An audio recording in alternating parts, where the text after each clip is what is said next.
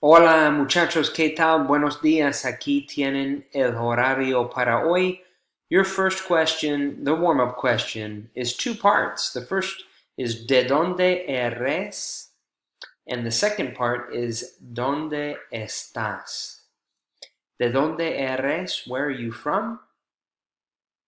And ¿dónde estás? Where are you now? Logging into class. We're going to continue the notes that we started last week regarding ser and estar. The PowerPoint that we went over together, you can click here to view that.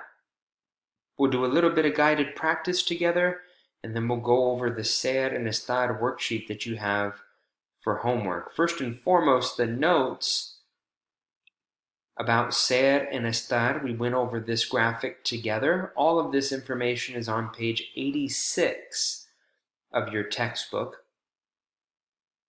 The PowerPoint is, again, accessible in the agenda in calendar. We're going to go over, once again, briefly, the different situations that call for ser and for estar. This PowerPoint is available to you in calendar. You can go through at your own pace. And then we'll take some time in class to go over the guided practice here. So not only the correct answers that are highlighted with the white box, but why those answers are correct. So a lot of practice opportunities there for you guys to go through at your own pace. The guided practice, ejercicios 19 y 20, en las páginas 86 y 7. So it's really similar to the guided practice in the PowerPoint, where you're looking at these context clues here, the words highlighted in yellow, and then based on those context clues, determining if it's an example context of either ser or estar. So you're looking at those keywords and you're saying, is talentosos a description of the date, occupation, characteristic, time, origin, or relationship? Or is talentosos a description of location, position, action, condition, or emotion? Well, talentosos is a descriptive adjective, right, of someone's characteristics. So that's why ser would be used for this particular one. And the correct answer is son for number 1. So we'll go through this together. Exercises 19 and 20. 20, all of the exercises in 20 call for the verb estar because we're indicating como están, como estás. All of these are descriptions of feeling or emotion, right? So for all of these sentences, we're going to use the verb estar because all of the adjectives here describe condition or emotion. Your homework, which is the ser estar worksheet, you can access that worksheet by clicking here in the calendar. The assignment itself, you'll go into courses, pick your respective course, click on assignments, and then ser estar worksheet. Again, click, you can either do it in the calendar or in here. Click here to access the worksheet. You can print this out, fill it out, and take a picture and submit as a picture, or you can copy and paste into another amendable document and then upload that document, whichever you prefer. But basically, all you need to do for this is fill in the blank with the correct form, the correct conjugation of either ser or estar. So don't just fill in the blank with ser or estar. You're going to want to fill in the blank with the correct form of ser or estar, right? The correct form. So not just ser or estar, but the conjugation itself.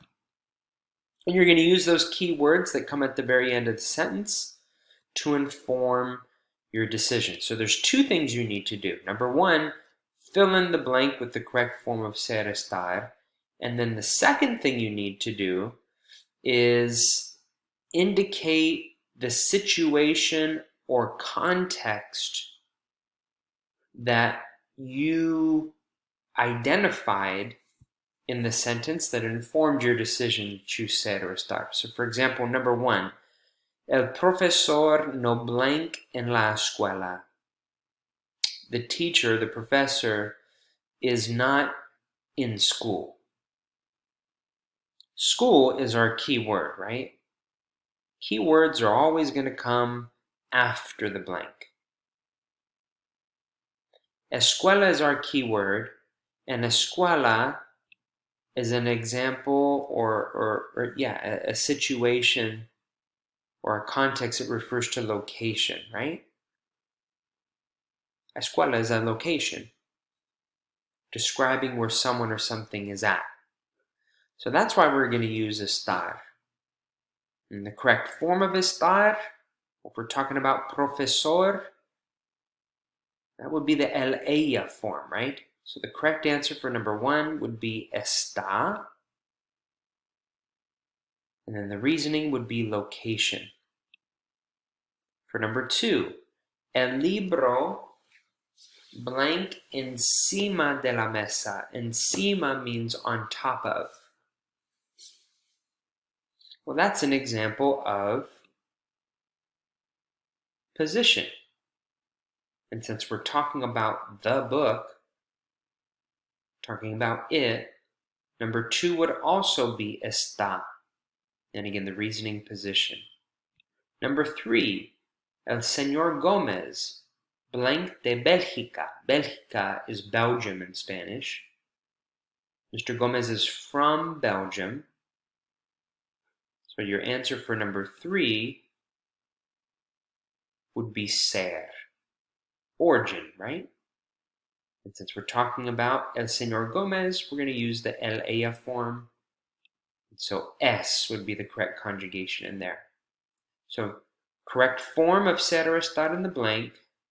The reasoning is what you're going to put at the end of the sentence. You're going to do that for all of them, 1 through 22. And keep in mind, numbers 5, 6, and 11 are all estar, and the reasoning that you're going to put at the end of the sentence is action. This is something we didn't go over together in class, but we will later on this semester.